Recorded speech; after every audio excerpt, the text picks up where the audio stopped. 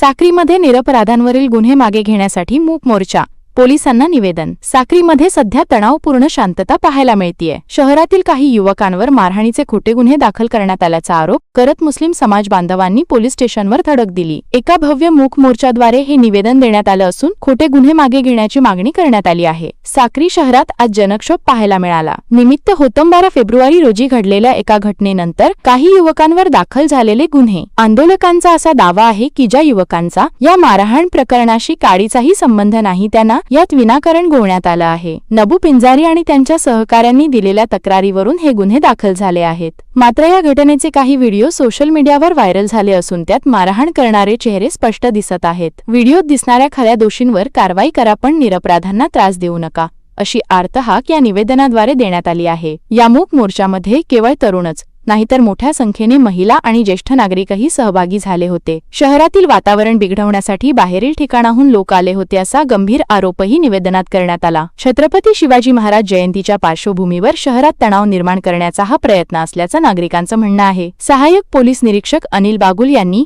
हे निवेदन स्वीकारलं असून या प्रकरणाची सखोल आणि निष्पक्ष चौकशी करण्याचं आश्वासन दिलं आहे। साहेब, माझं एकच म्हणणं आहे, तुम्ही जे जे कलम लावले कोणत्या आधारे लावले तेवढं आम्हाला सांगा। फक्त एवढं सांगा, सगळ्या जनतेला सांगा जे कलम लावलेले बागुल साहेब, जे जे कलम लावलेले कोणत्या आधारे लावले आणि का लावले, बरोबर आहे ना?